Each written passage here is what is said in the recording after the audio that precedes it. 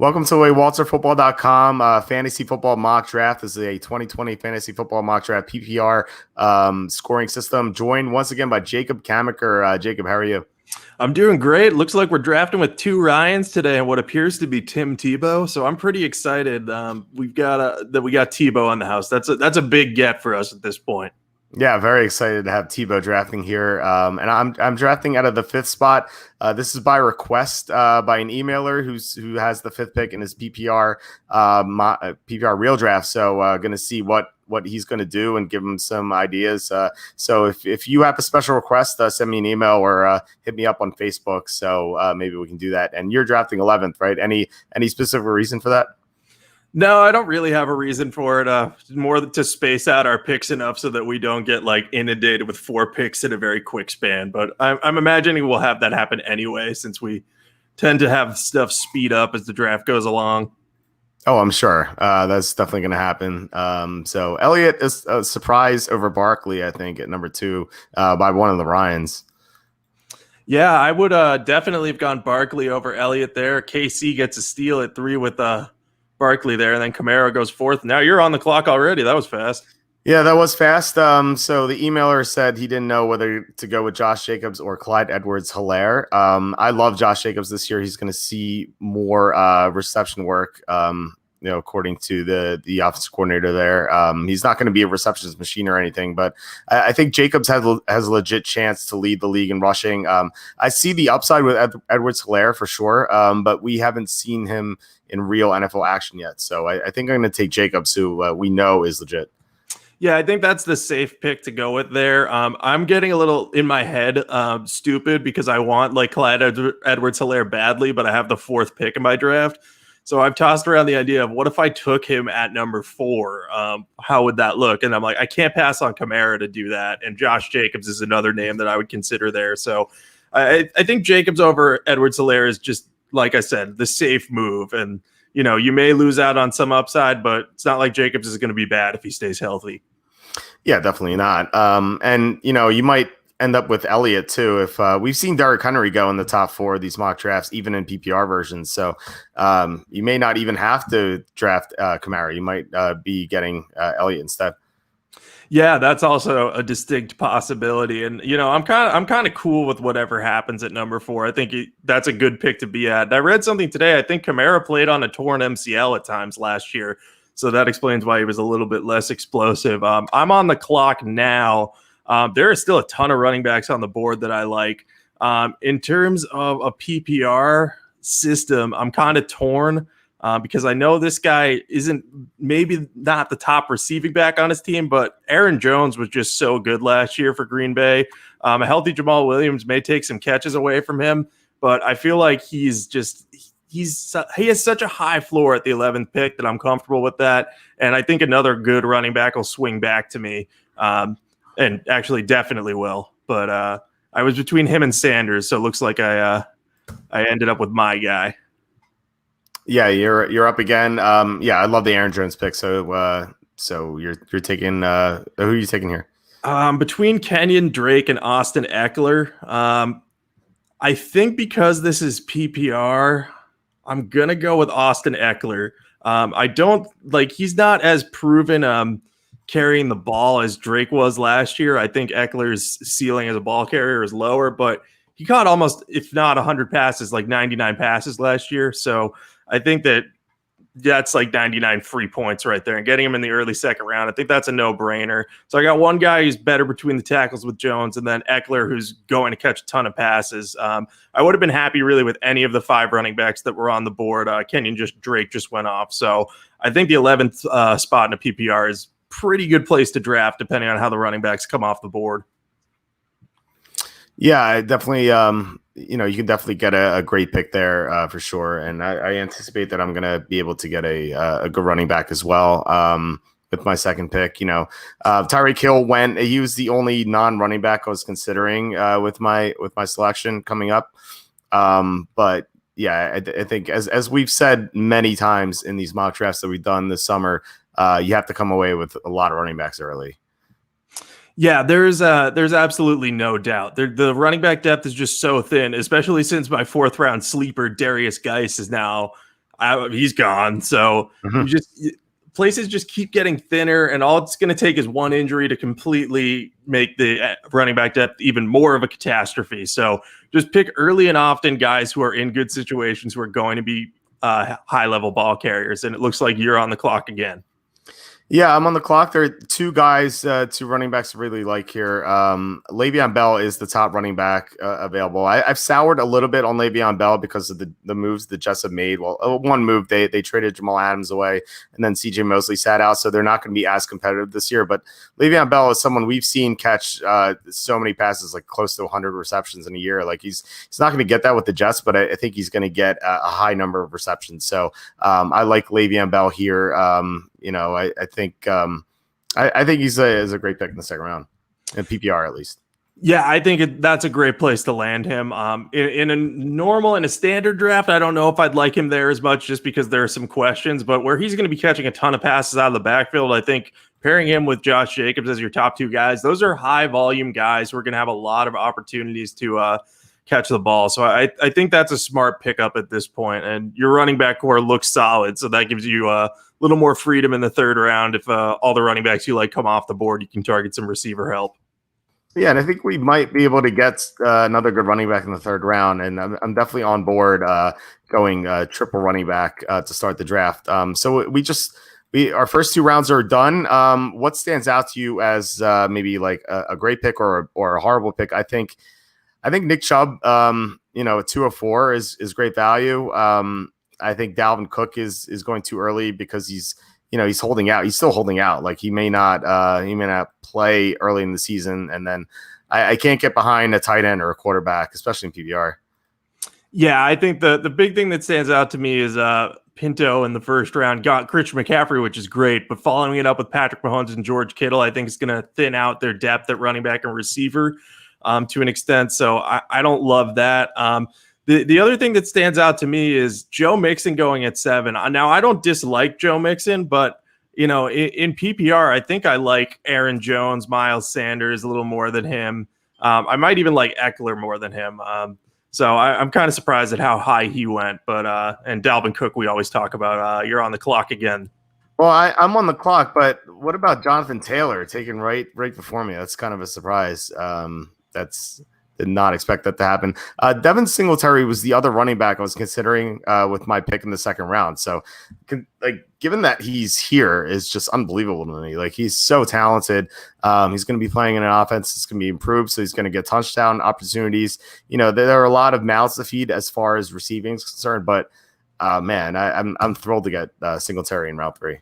He feels like a big sleeper to me this year, like a guy that could be a first round pick in 2021 that you're grabbing like in the middle of the third round. And I'm actually glad you waited until now to take him because I wanted to see where he'd go because I feel like you and I are higher on him than the general consensus. So I think he ultimately goes in round 2 of most drafts, but I wonder if he'll slip. Like if you're picking if you have the first or second overall pick, I wonder if you could wait to get him on at the very beginning of the third round. I think that might be possible. Yeah, I've looked at it at his ADP, and I was surprised. It's like late third round, which is shocking to me. I think people were sleeping on this guy.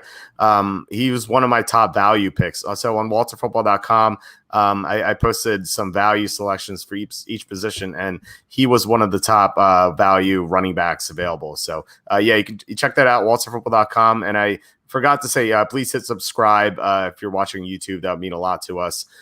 So you're about to be on the clock. So what are you thinking here? Yeah, so I want to target some running backs because I think there aren't a ton of receivers on the board that I'm confident in, and of the guys I like, I think I can grab one in the 4th round that'll be good enough. If I don't go with 4 running backs in the first 4 rounds, which is something I've done quite a bit in these mocks. I think I might deviate from that this time, but there are a few running backs available that I like. Probably one stands out more than anyone else. And now that I'm on the clock, I'm going to take him. It's Kareem Hunt from Cleveland. I mean, he's a great receiver as it is, so he's good for PPR. And he could eventually overtake Nick Chubb. It's possible. I don't think it's necessarily likely, but even if they're splitting carries, I think they'll be in good shape. Yeah, Kareem Hunt's a great pick. And I was between like both Hunt and Fournette, I think those are some of the best picks in this round. I was kind of surprised Fournette's still available. I had to make sure I double check. So this is a great pick at the end of the third round. So you're up again. Yeah, so I was thinking about Odell Beckham Jr., but he's off the board, and I took a Cleveland Browns running back. So I'm going to go with a different bounce back candidate. Juju Smith-Schuster should be better now that Ben Roethlisberger's back. He had some issues last year because he was his first year as a number one receiver, and he was playing with Duck Hodges and Mason Rudolph. So good luck to anyone producing during that time. I actually drafted Juju Smith-Schuster at 11 overall last year. So getting him in the fourth round, I feel like it's a good value bounce back at this point. And I didn't love any of the other running backs left. Like I could have gone with David Johnson, who I think is still on the board. I'm not even sure. Nope, he's off the board. That's why I didn't go with him. That's my analysis there. Yeah, he went off a couple of picks before you. Juju Smith-Schuster just seems like a great buy low guy. I mean, yeah, like you said, he was going late first round, early second round last year, and to get him in the fourth round, I think is amazing value. Obviously, the concern is with Roethlisberger's arm, but it sounds like from all reports that he's healthy. We'll see if that lasts, but right now, I think Juju in the fourth round just seems just like an amazing value pick. Yeah, that's how I was feeling. There are a couple other guys I could have considered. Like Amari Cooper was on my mind. Robert Woods from the Rams. He gets a ton of catches, and AJ Brown, who we've talked about at length. But I feel like none quite as high of a ceiling as Juju, and I can pick up some other guys who will have a lot more reception opportunities later in the draft. But looks like you're up again. Yeah, so Deandre Swift just went. If I didn't have a third running back, I think I would have taken Swift here. I'll go with my first receiver. So I've been going with Cortland Sutton a lot. And I looked at his ADP, and it's like sixth round or something like that, or his seventh round, which makes no sense to me. But I want to see if I can get him a little bit later here, which I guess I shouldn't have told you because you might just take him in the fifth round. But I'm kind of experimenting here to see how late he's going to go. No, I won't touch him because I want to be a part of that experiment. Because every time you took him, I was always like, yeah, I'm on board with that pick. Look at other mock drafts. Oh, wow, he's really low. So this will give us kind of a good idea of, like, hey, this is where Cortland Sutton really is going. So, even if we like him enough to pick him in the third round, we could probably wait till the fifth round if he stays on the board long enough, which is, another great opportunity for a value pick of Cortland Sutton and Devin Singletary. If you can pull that off, you are going to have a very good draft, I think. Yeah, I think so. What do you think about the picks in rounds 3 and 4? I think they were just, like I said, Fournette was amazing value. I think your picks with Hunt and Smith-Schuster were great. Allen Robinson, Amari Cooper seemed like great picks to me. Not too much I hate. Like I don't like Cooper Kupp too much, but and I guess Jonathan Taylor was shocking too. But what do you think? Yeah, I think I was surprised by Taylor. I think DJ Moore went earlier than I would have taken him, but I don't hate that. I think he'll catch a lot of passes, so I think in PPR he could work out. Interesting that Ryan, number 4, picked 5 running backs to kickstart things. Also, it looks like you're on the clock again. I don't know if you have noticed. Okay, you did. Good. Yeah, I did. Taking DJ Chark. I would normally take Cortland Sutton here, but I'm interested to see where he goes. So if he's still available in the 6th round, I'm definitely going to take him there. I'm just kind of curious because I feel like I've drafted Cortland Sutton every single draft we've done, but I might be doing so earlier. And I think doing mock drafts I think is a good tool for that to see where it's going 80, which Fantasy Football Calculator has, a lot of other websites do, and I find that they're mostly close. Like there might be some disparities, but the best way to find out where a guy's going is to do mock drafts, like to do multiple mock drafts. So I want to see where Sutton goes in this mock draft. Yeah, I think it's a good way to do it. Like if you're ever curious, oh, there he goes. Okay, so. Round 5, pick 7. I think that's still like 2 whole rounds later than you have tended to take him, at least, or at least close to that. Yeah, I've been taking him in the 4th round. So now that I know I can get him in the 5th round, getting Metcalf and then Sutton, I think is better than Sutton and then I guess DJ Chark. So it's good to know at least. Then again, I think most of these people are readers of WalterFootball.com. So it might be a little misleading because they might be looking at the cheat sheet. Yeah, well, we'll have to do one time, an undercover one where no one knows who we are, and just like go into some random ESPN room and see what they do, or a random fantasy football calculator room can work out too. That'd be funny. All right, you're on the clock. Okay, so I'm gonna get a little bit, maybe not stupid here, but this is probably too early. But I'm gonna take James White here. He's just like a monster in PPR. He'll have some games where he catches 10 passes out of the backfield in New England. With Sony Michel not healthy, I think taking James White earlier in PPR makes a lot of sense to me. So I think I'm happy with him as my fourth running back. And there weren't a ton of other values on the board that I loved. So I'm glad to get him here and then pick someone at 6, which is now my turnaround. I was very ill prepared for that. Let's see. Who do I want? I could go with the receiver. I could do a running back. Those are like the two options at this point. I'm going to go with, I think I'm going to go with Michael Gallup from Dallas. Oh, no, wait. No, I'm sorry. Tyler Lockett's still on the board. I did not see that at first. I'll be taking him. Russell Wilson's just so efficient. He spreads the ball out well. As my second receiver, Tyler Lockett should be a rock solid play, even though they don't throw the ball that much. Yeah, I like Tyler Lockett a lot. Interesting that we've had 4 tight ends go, and Zach Ertz wasn't one of them. Here we go, Antonio Gibson. That's something. That's someone else I wanted to see where they'd be drafted. I think a little too early. I know you've been drafting him late, and I think he's a great late round flyer for sure. Now with the Darius Geis news, obviously he's going to be in line for more touches, but he's not someone who can carry a full workload. So like, I don't know what you thought about Gibson. You cover the Redskins, so what's your opinion on him? Not just for this season, but in the 6th round of a fantasy draft. I think 6th round is too early for him. As much as I like his skill set, he carried the ball like 33 or 34 times total in college. So he's going to work mostly as a receiving back. I think I probably would have taken him around the 8th round. I don't hate the pick necessarily, but I would have waited, and I'll let you make your next pick, and then we can talk a little more about Gibson. Okay. So I think I'm going receiver here. The only running back I would consider is Mark Ingram, but I'm not like too high on him. Let's see if hopefully I didn't. Oh, I missed Robert Woods. Let's hopefully I don't run out of time, which would suck. Okay, AJ Green is the next receiver on my list. He's gone way too late, AJ Green. Like, we know how talented he is. I know he missed all of 2019 with an injury, but he's now healthy and he's playing with a good quarterback for the first time in his career. And yeah, I'm aware Andy Dalton was there, and Andy Dalton's not a good quarterback. So I'm excited to see what AJ Green does. Joe Burrow's a rookie, but still, like, I love Green this year, and especially in the 6th round. Yeah, I like the Green pick. I picked him in the 6th round last year, so I kind of got burned by that.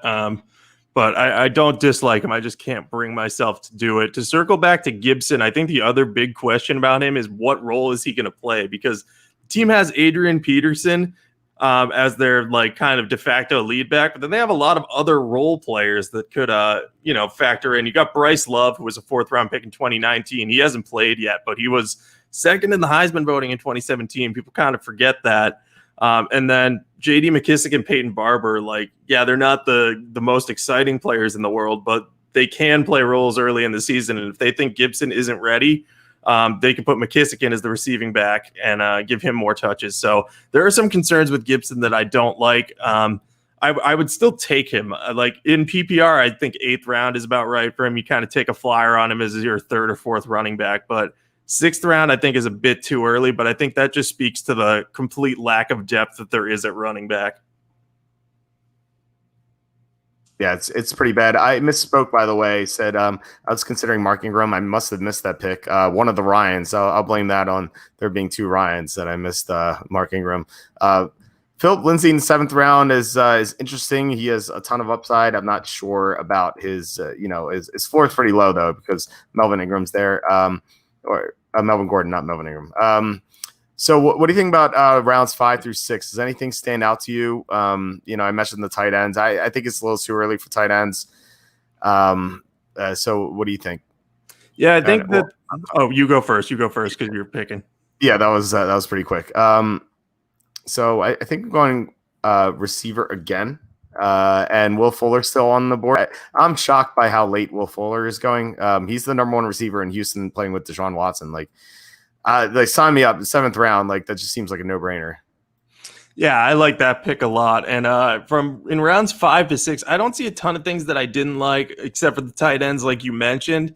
I'm not wild about David Montgomery, but Twist needed a running back at that point. So, I might have gone Jones or Breida instead of him, but I'm kind of splitting hairs at that point. I think all the receiver picks were rock solid. And I think that just, again, goes to show that outside of the first few rounds, there's still a ton of receiver value, but there is almost no running back value after the 3rd round, which is really shaping my draft strategy this year.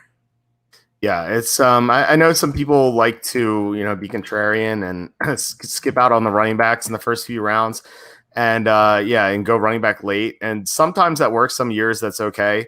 This is not one of those years. I mean, just look at this draft board. I mean, these running backs in these last 3 rounds. You have Ingram, who might lose his job. You have Dobbins, who doesn't have a job yet. You have Mostert, who's going to be sharing carries. Montgomery, who's just a plotter. James White, good in PPR for sure.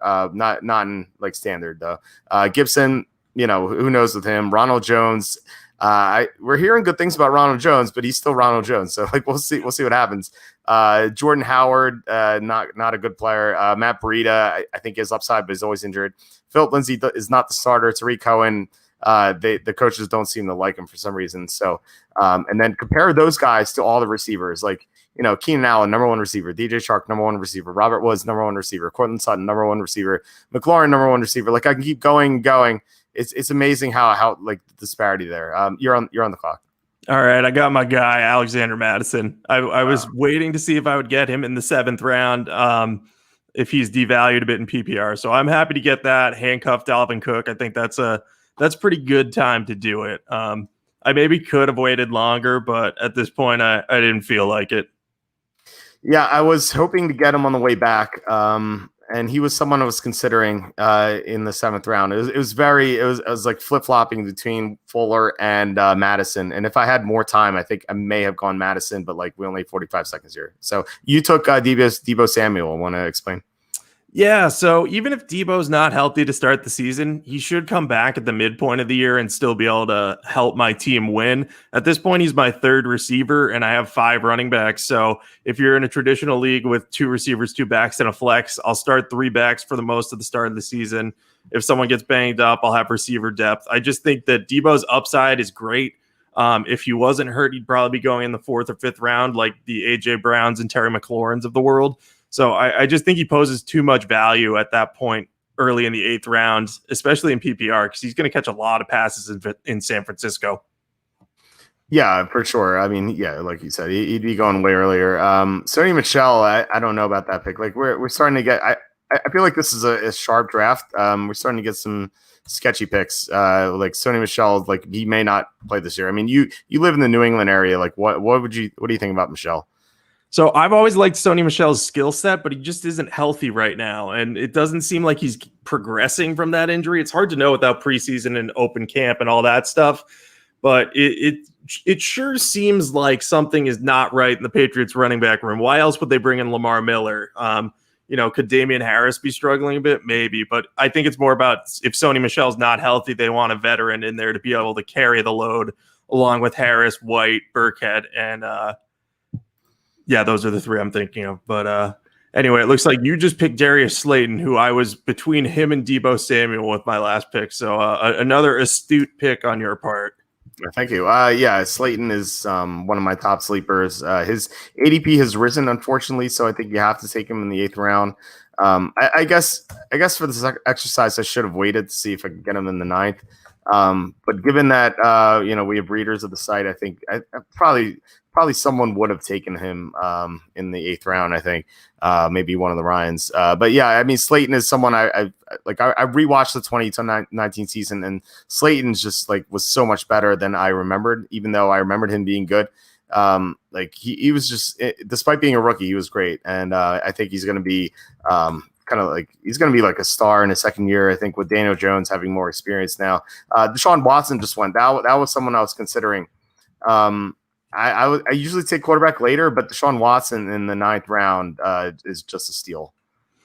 Yeah, that's fantastic value. And I'll also point out Russell Wilson in the 8th round is good value too, considering that Prescott and Murray went in the 7th. I would take Wilson and Watson over both those guys probably at least 9 times out of 10, if not 10 out of 10.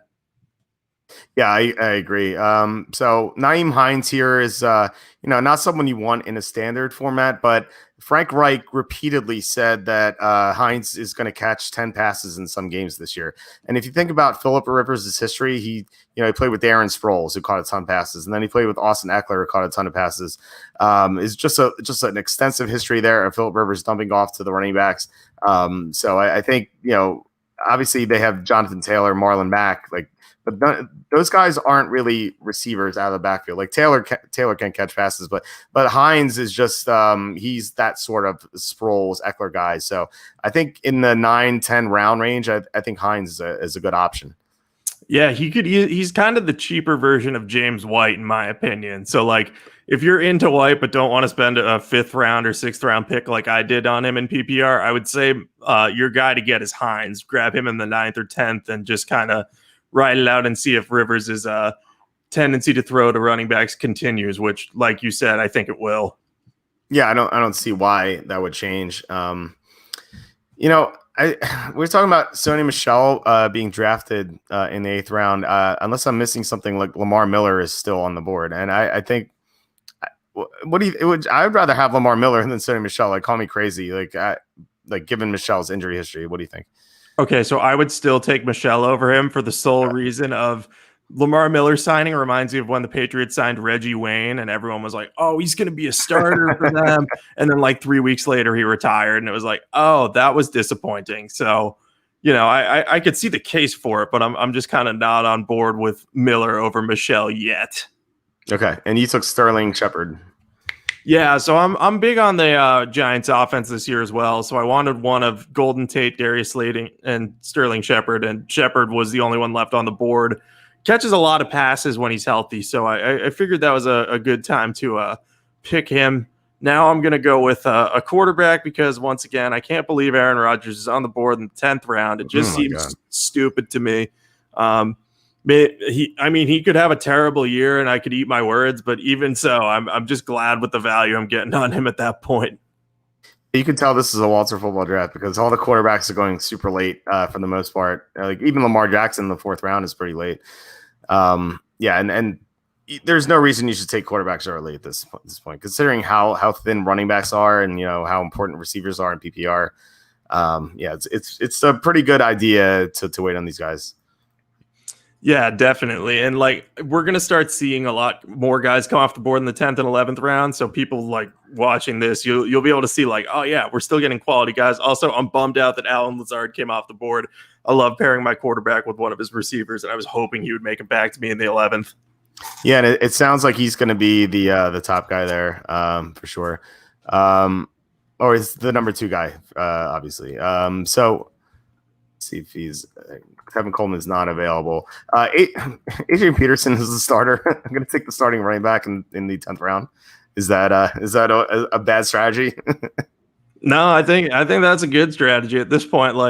It could be anyone in the Washington backfield. So you could literally draft any one of those 5 players, so long as you don't do it too early, and I won't criticize it. I know we harped on the Antonio Gibson pick in the 6th round and said that was a little too early, but even still, that could pan out big time. And you drafting Peterson in the 10th round, it's if he gets enough carries, his offensive line's not very good, but all he needs is a touchdown to be fantasy relevant. Yeah, I think he's just someone you could start in a pinch. It's not ideal, but I'm getting him in the 10th round, and He's still Adrian Peterson. I know he's 35, but he is one of the best running backs in our generation. And I'd learned never to doubt him. And maybe he's just working out like a madman, like during the pandemic. Maybe he has nothing to do except work out. And maybe he has one last great season. I could definitely see that happening. Yeah, I could absolutely see it too. Like if they want to develop the young guys they have on the team, and just take some time to get Antonio Gibson acclimated, you may see Peterson just carry the ball 250 times, go for over 1,000 yards. So 10th round, super good value. Yeah. So see if he's Anthony Miller. He's someone I've been drafting in the double digit rounds here.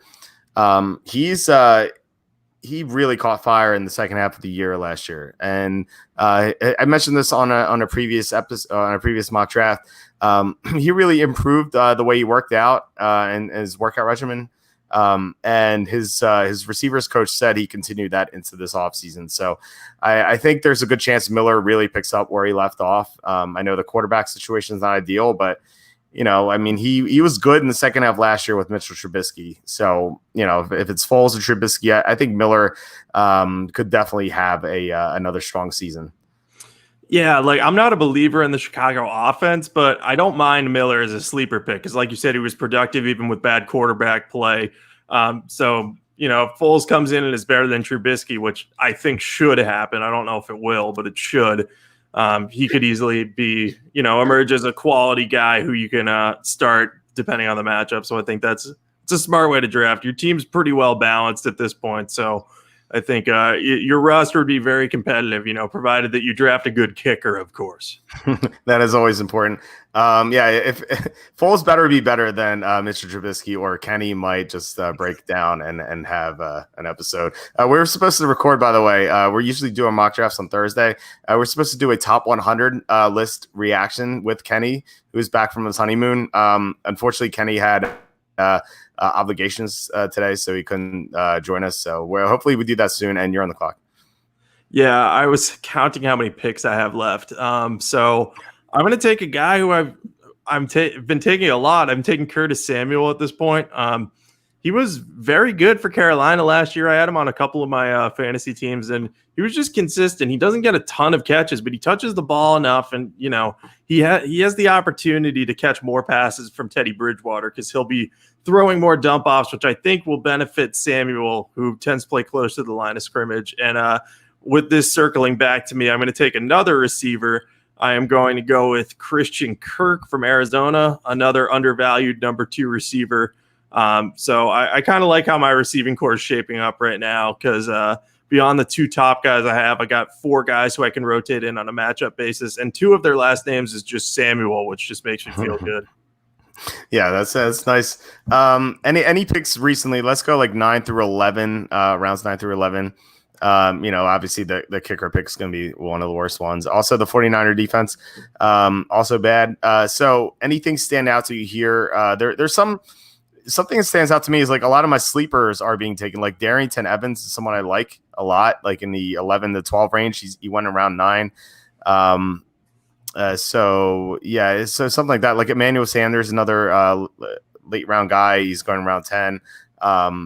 Alan Lazard, I thought was a great pick, as you mentioned before. You were upset that you didn't get him. So anything else stand out? The biggest thing that stood out to me is Darrington Evans. I think that's too early for him, even as a handcuff, just because I don't know what he's going to be at the next level. Like, hypothetically, he should be fine, but I would have waited around to take him. I love the Lazard pick, too. I like the Keyshawn Vaughn pick in the 10th round. At some points, he was going above Ronald Jones, but I think the signing of LaShawn McCoy scared a lot of people off. But I think he's worth having because McCoy was kind of washed at the end of last year, and if Jones doesn't pan out, Vaughn could be the leader there. We just don't know, and I think he was on the COVID list at one point. I'm not positive of that, though. Yeah. He was for a while. I think he's off of it.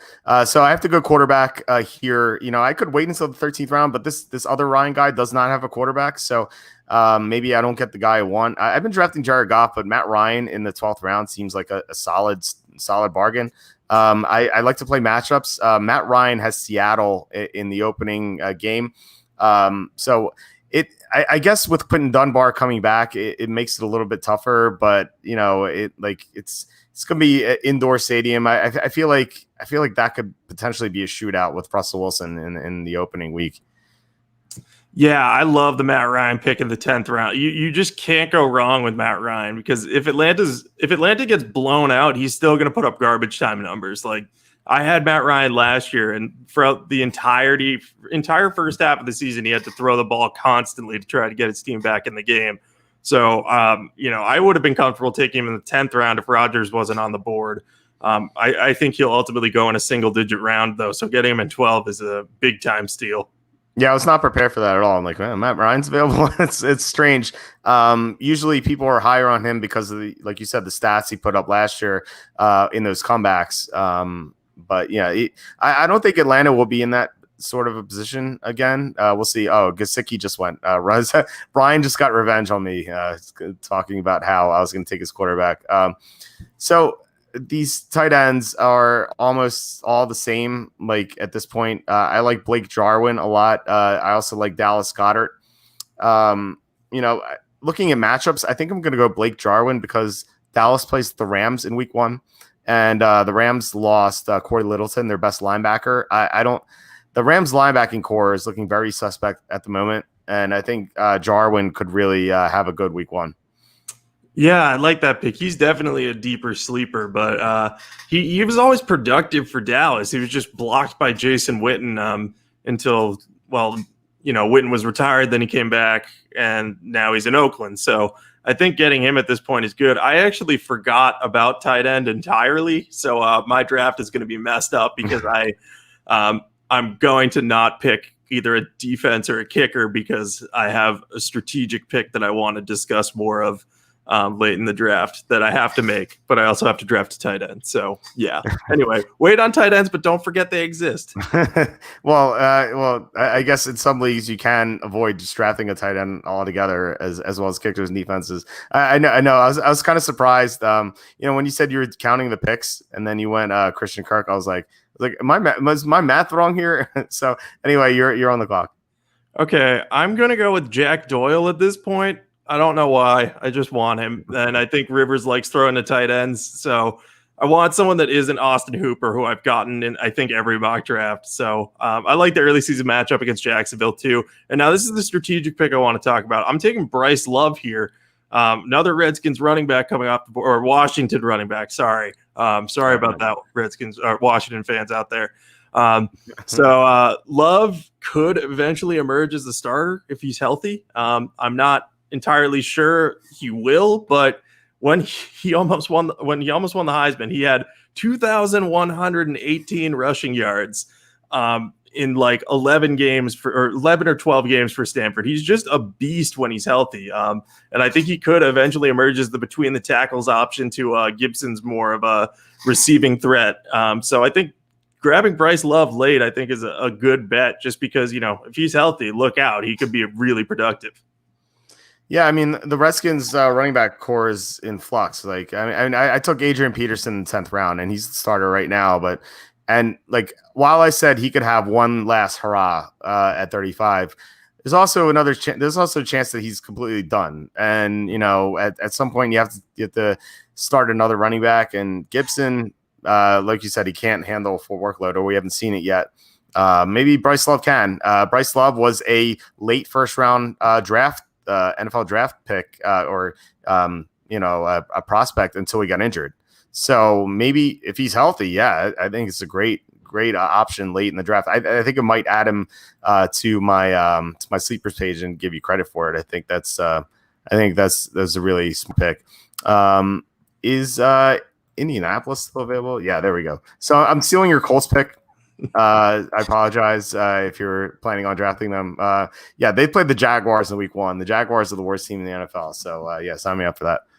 Yeah, no, I would yell at you normally for stealing it, but I forgot how many picks were in this mock, so I can't really get too upset about that. I definitely think they're playing the Jaguars. They've got to get a lot of points. The Jaguars are going to be so bad. Also, Lamar Miller went one pick before the Indianapolis defense in the 14th round. So I think that's about the proper value for him, because if he's not if he's a Reggie Wayne type of acquisition, he's not going to be drafted, obviously, because he's not going to make the team. But if there's a role to play for him, I think he could be solid. I don't think he's going to be anything great, but you know how Bill Belichick is with running backs. Like, probably the first 3 weeks is going to be like, oh yeah, Rex Burkhead's the guy to own. And then after that, someone will emerge from the pack as the best long-term option. We'll see who that is, but could be Lamar Miller, could be Damian Harris, less likely to be Sony Michel with the injury history, but I would still trust Michel's talent level at this point over Miller, but I like Miller late. Yeah, you're probably right that, Michel deserves to be taken earlier. I just don't know. I think I guess he has too much of a negative stigma in my mind at this point. But I think you're right. I think Michel should go earlier. But Miller is, I get the Reggie Wayne thing, but Lamar Miller is definitely younger than Reggie Wayne was. What was Wayne, like 45 when they signed him? So like Miller is still like, and he's coming off the torn ACL and MCL. But if he's healthy, I think he's a solid like backup guy, and I think he's can be okay. But then again, like you said, Bill Belichick likes to play games with his running backs. Who's a running back who had like 250 yards one game and then he was benched the next game? Jonas Gray. Jonas Gray, right? Notre Dame, I believe. Yeah, that was actually a question. My friend was doing sports trivia with me, and that was a question she asked me, and I got it right. Jonas Gray, 200 yards, 4 touchdowns, bench the next week. Yeah, for oversleeping. It's like the most expensive alarm clock of all time. It was unbelievable. Like, he could have been a star for the Patriots, and then just because he overslept, he never played again. That's just crazy.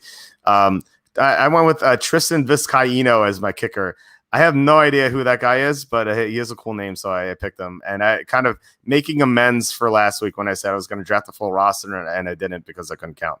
And then, ironically, I'm not drafting a full roster this week, and that was actually the kicker I was going to take. So I'm going to go with Ty Long because I'm pretty sure he's the punter for the Chargers. I don't think he's the place kicker. I think he replaced the money badger, Michael Badgley, when he was out. But for the most part, he's just the punter.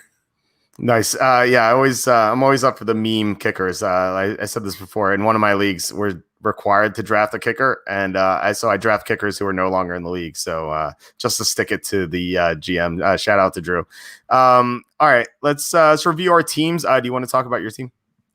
Yeah, I'm pretty happy with how mine turned out. I love my running back group. I think Jones, Eckler, and Hunt as a starting trio in PPR could really do a lot of damage. White, Madison, and Love, White is the perfect backup, and then Madison and Love have super high ceilings. Receiving core, I love Smith-Schuster as a bounce back candidate in the 4th. Lockett's rock solid. Samuel would have gone higher if he wasn't hurt. And then Shepard, Curtis Samuel, and Christian Kirk are all good backup players. Aaron Rodgers and Jack Doyle are a nice tandem. I don't have a defense, and obviously my kicker doesn't matter. The one thing I regret is I don't have a Packers pass catcher. I kind of wish I had taken Allen Lazard instead of Sterling Shepard in the 9th round. Like, that might be a little early for Lazard, but I think I might have been able to get Sterling Shepard back on a boomerang as opposed to not getting Lazard. But I'll have to evaluate that if I'm going to get Rodgers, how I'm going to get Lazard. I think in a normal league, you might have been able to get him in the 11th round. I listed him as a stock up recently, so that might have been on the mind of one of the guys drafting here. But it was Miller drafting number 6 overall. But so that I thought that was a great pick. But yeah, I love your team. You're deep at running back, you're deep at receiver, and you got Aaron Rodgers in the 10th round. I thought that was outstanding. I definitely would have considered him on the way back. So my team is just loaded running back, went running back, triple running back to start. Actually, one of 4 teams that did that. I thought that was interesting. Then I went 5 consecutive receivers, DK and DJ, and then AJ. So I guess I like the initial guys. But I like I said before, I wanted to see where Sutton would go. I think I would take Sutton in round 5 now, knowing that he might go late round 5 or maybe early round 6. But I'm so perfectly fine with DJ Chark. He's outstanding. And then AJ Green is someone I've been targeting a lot. Will Fuller, the number 1 receiver on Houston in round 7 with Desean Watson, like that. I think that's a great value. And then Darius Slayton, I love. I talked about Hines. feel like Hines and Peterson are polar opposites. Like Hines is the prototypical PPR guy, and then Peterson is not a PPR guy, but he's the starting running back. And then we have Matt Ryan, solid value. Blake Jarwin, I think I'm going to play matchups with tight end, so it doesn't matter. And then Colts defense, and then the all important Tristan Vizcaino. So that's my team. So I mentioned that there were the 4 teams that went triple running back to start.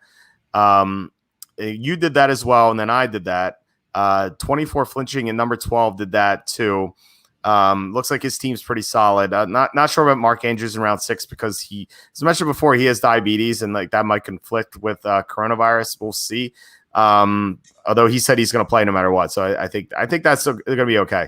But the one team that stands out to me is Ryan at number 4. He went quintuple running back. He went Kamara, Gurley, Jonathan Taylor, Akers, Dobbins to start. So I like Kamara and Gurley, but then he went rookie. What do you think about that? Yeah, I think that was kind of just a value proposition thing of like one of these rookies has to pan out. And it's not a bad thought, but I do think it hurt the receiver depth they have a little bit because this Ryan only has 3 receivers on the roster, Tyler Boyd, Marvin Jones, and Mecole Hardman. And, granted, I'd be comfortable starting with those guys. I love Marvin Jones, and Tyler Boyd you should be able to get by with. But I think the lack of receiving depth is telling. Taking a chance on a lot of handcuffs and rookies is not a bad idea, but spending 8 picks on running backs, especially picks in rounds 3 to 5, all on rookies, just seems like too big of a risk to me. I don't hate it. Like it could easily pan out. It has a lot of upside, but the floor is just super, super low, especially if one of your receivers, if Marvin Jones or Tyler Boyd gets hurt, then you're scrambling to find someone on the waiver wire. Yeah, I think I don't mind getting these rookies. I think he could have done that a little bit later. Like if he went, let's just say if he went Kenny Golladay in round 3 or Chris Godwin in round 3, I think he could have gotten those guys in rounds 4 through 6, right? Like, or am I crazy? Like I think maybe not Dobbins. So I think if he went Jonathan Taylor or in round 4, Dobbins round 5, and then maybe Cam Akers round 6, I think he could have done that. Like, what do you think? Yeah, I think that's a good point. I think all those guys could go around later than they were selected, except for Dobbins. I think Dobbins goes in the 5th or early 6th round. So I think that was the only chance he'd have at him. But I'd rather have like Kenny Golladay and then 2 of those rookies to create a more balanced team that has a lot of upside at running back. I will say of the handcuffs, I find the DeAndre Washington pick interesting because the Chiefs, obviously, without Damian Williams, don't have a true backup right now, and someone could emerge there. But I think Washington in the 10th round is a little rich for me. I'm trying to remember. They have someone on the team Darwin Thompson is I know he was just a 6th round pick, but he got talked up a lot before last season. I think I would rather have him as the handcuff to Clyde Edwards-Helaire, and it doesn't look like Thompson came off the board unless I'm missing something. Yeah, I agree. It looks like his running backs are all rookies in handcuffs, like Latavius Murray and then Raekwon Armstead. Like, his team, like you said, it is a ton of upside for sure, but the floor is very low, which, I think I'd rather have a higher, I'd rather go for upside, but I think he could have been safer by, like I said, going Golladay and then drafting the rookies around later. Anything like what about like the opposite teams, like the teams that didn't go running back early? So we have Pinto, who just went McCaffrey and then waited until round 6 to get Matt Breida and then Philip Lindsey. We have TWSS at pick 8, who went Alvin Cook, then 3 receivers in Montgomery, and then didn't take another running back until round 10. And then Team J at number 10, he went Kenyon Drake in round 2. Other than that, he went Gibson and then Edmonds and then Damian Harris as his running backs. What do you think about these teams? Like their running backs obviously look very sketchy to me. I just like looking at how these teams pan out is just not something I would recommend. Yeah, I don't mind Pinto's team because they have McCaffrey, Pat Mahomes, George Kittle, A.J. Brown, Keenan Allen. Like, that's a solid core. And then they took 4 running backs, Matt Breida, Philip Lindsey, Marlon Mack, Tevin Coleman. I feel like one of those guys pans out, maybe 2. So I'm comfortable with that being the case for the first overall pick because we're pretty sure McCaffrey's going to pan out. But the other two teams it really didn't work for. TWSS, the team that picked Alvin Cook, their running backs are horrifying to me. Like, I would be so scared because as much as I liked Keyshawn Vaughn as a sleeper pick in the 10th round, having him as the backups to Dalvin Cook and David Montgomery, who was, very, very lackluster in his first season, just it doesn't excite me that much. And the receiving core is good, but I don't think it's going to be fantastic comparatively to the teams that have a lot more running back depth. So I'm not wild about that. Team J, I think the running backs they're just risky. Like, I love Kenyon Drake and I like Antonio Gibson, but I feel like there were running backs I would have taken instead of Antonio Gibson at that point. So trusting him as your running back too is not ideal, because if he doesn't get like a big share of the workload right away, Jay does not have another running back that can step in and kind of, be a high floor guy who you can count on. Yeah, he went 2 Arizona running backs in his first 3 picks. And yeah, I guess one of them will pan out, which is nice. But then, yeah, Gibson is like you said, not going to carry full workload. Damian Harris would have been that would have looked a lot better a few days ago. But then the Patriots signed Lamar Miller, and it kind of, I guess, maybe speaks to a little bit about Damian Harris, who didn't play at all last year. Like, maybe there's a reason for that. And he's gotten a ton of hype, but I think the hype train kind of just crashed. I do like the Deshaun Jackson pick late, and I once again forgot to add him to my sleepers list. I don't know why. There's like a mental block in my head that I can't add Deshaun Jackson to my sleepers list. So yeah, I think, looking at these teams, you're TWSS. Like, I think if you went running back in round 7 instead of Kyler Murray, like if you went Alexander Madison to kind of like, shore up the Dalvin Cook pick, I think that would have been better. I still think the running back core would have been weak. But yeah, I think that's the one change I would make outside of changing the whole strategy. Pinto, I agree. Like, it's risky. Like Breida, Lindsey, Mack, Coleman, like one of them could pan out, 2 of them could pan out, or none of them pan out. Like, I could see that being a disaster, but at least he has Mahomes and Kittle to kind of like fall back on. So I think that's okay. Yeah, Team J, not. I don't like that at all. So we didn't talk about a few teams. Team number 2, Ryan. He went balanced. Like, he went running back receiver, running back receiver, running back receiver, running back receiver. Like, I thought that was funny, but outside of the James Conner pick, I don't like Conner. I think he has a good team. What do you think?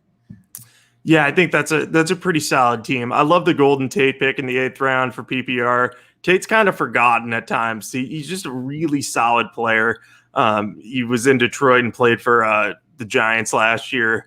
Was he in Philadelphia too? He got traded to Philly at one point, but he just catches a lot of passes. So I love him in PPR, and Deshaun Watson was a steal. So I think that team overall is really solid. And getting Chris Thompson in the 13th round, he's a great PPR sleeper. I know he never stays healthy, but he definitely is a worthwhile addition in the 13th round. Also, I got a Twitter notification that the Packers have signed a new receiver, Malik Turner, formerly of the Seahawks. He was the 24-year-old out of Illinois who had that key drop in the postseason game against the Packers.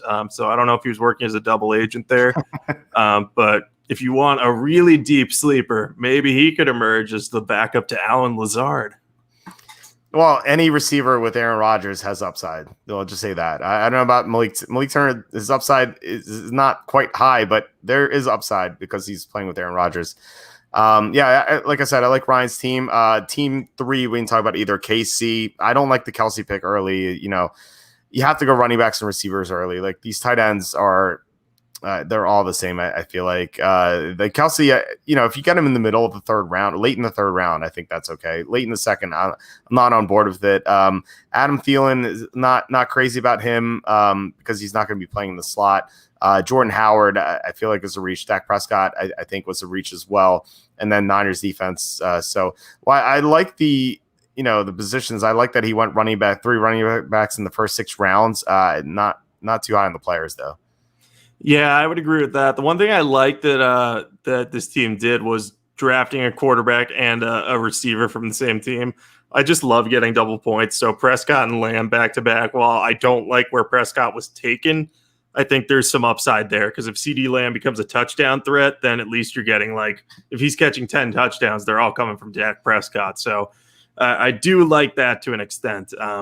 But again, I would not take Dak Prescott ahead of Russell Wilson, Desean Watson, or Aaron Rodgers. So I think that that was a bit early for Prescott for sure. Yeah. Two of my favorite teams, Miller and ET. I think they did a great job. Miller, you went with Clyde Edwards-Helaire, as I was kind of discussing with the 5th pick. Then he got Evans and Galladay. So he only got one running back in the first 3 rounds, which I'd normally recommend 2, but I think Galladay was a good value pick. But then he got Deandre Swift and Raheem Mostert. Like those guys, at least one of those guys should be an RB2 at the very least. Like I'd be surprised if they weren't. And then he got and then he added to his receiving core. And then a little bit earlier on Darrington Evans, but I think that's fine. And then he's kind of stole Lazard in the 10th round. So I liked Miller's team. And then ET's team, he went 2 running backs, Mixon, Melvin Gordon. He surrounded them with Julio Jones, Amari Cooper, Cortland Sutton, who was I was wondering where he'd go. Ronald Jones has gotten a ton of hype recently. Deontay Johnson has great upside if Roethlisberger's healthy. So I like Miller and ET a lot, especially ET's team. Yeah, I think Miller's team might be my favorite just because I'm a huge Mike Evans fan and I love Clyde Edwards-Helaire. So I think getting those guys back-to-back is good. And I think Miller's receiving core is just really solid. He has a lot of young talent there between Gallup, Brown, and Lazard. But also some quality veterans to fill in if they're not quite ready or get banged up, and Larry Fitzgerald and Sammy Watkins. So I think ET has a slightly better running back core, but I think Miller's team to me is more balanced overall. But if I was to take any team outside of our 2 teams, I would probably take Miller and then ET as my 1A and then 1B options here. I think that they did a really good job of building up talent. Okay, last team, we saved the best for last because Tebow was 9th. So let's see how Tim Tebow drafted. So he went with Michael Thomas, which is fine late in the first round. Michael Thomas is a great player, the best receiver right now in both fantasy and real life. And, you can't go wrong there. So, but you have to get good running backs after that. So I think he was off to a good start with Nick Chubb and then David Johnson, Johnson's very risky.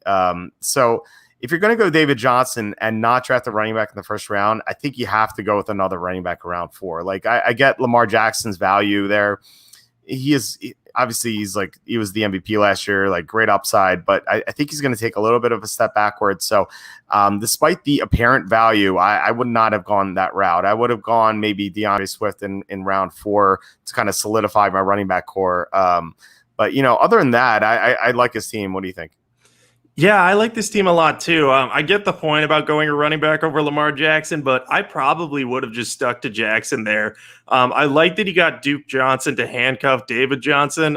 Bill O'Brien didn't seem to know how to use Duke Johnson last year, but maybe with a year more to understand how Duke Johnson needs to be used, he'll be able to do that. I don't have faith that will happen because it's Bill O'Brien, but maybe. And I like Sony Michel. I think it was a little early given the injury problems there, but I think that if he gets healthy within the first 6 weeks, then you have a good insurance policy for David Johnson. Big if, though. But I like the team overall. I think there's good depth at receiver. I always love when teams take LaShawn McCoy, too, because I picked him in my first 5 fantasy drafts ever. It just kept happening. So I always like to see him come off the board. So I like Tebow's team, but I'm also biased because I really like Tim Tebow. So I was always going to like this team unless they picked 7 kickers in a row. So 6 kickers, you still would have liked it then, right? Yeah, 6 kickers is fine, but we get to 7. That's just too many. It's the tipping point. We had one question, and this is kind of like a player you mentioned. Sean Ben asks, why is Austin Hooper so low? I'm a little surprised. So you've been drafting Austin Hooper. Want to answer the question? Yeah, I think his ceiling is capped a little bit because he's not in Atlanta's offense. He was really the number 3 weapon there. It was Julio Jones, Calvin Ridley, and then once Mohamed Sanu was gone, it was Hooper. And even when Sanu was there, Hooper was still able to get open a ton. I know that Cleveland has Jarvis Landry and Odell Beckham Jr. around him to take targets away, but they also have some other tight ends like David Njoku's there. There's another one they drafted, I think Harrison Bryant. So there are some tight ends who can take touches away from him, and I just don't think that Cleveland's going to throw the ball as much. They have 2 really talented running backs in Nick Chubb and Kareem Hunt. So I think that's what's keeping Austin Hooper from going higher. But he was the number one receiving tight end for a good chunk of last year before he got hurt. So he still has upside. I just think it's not as high as some of the more natural athletes in better situations where they'll get more targets than Hooper will. So I think that's what's happening to him right now.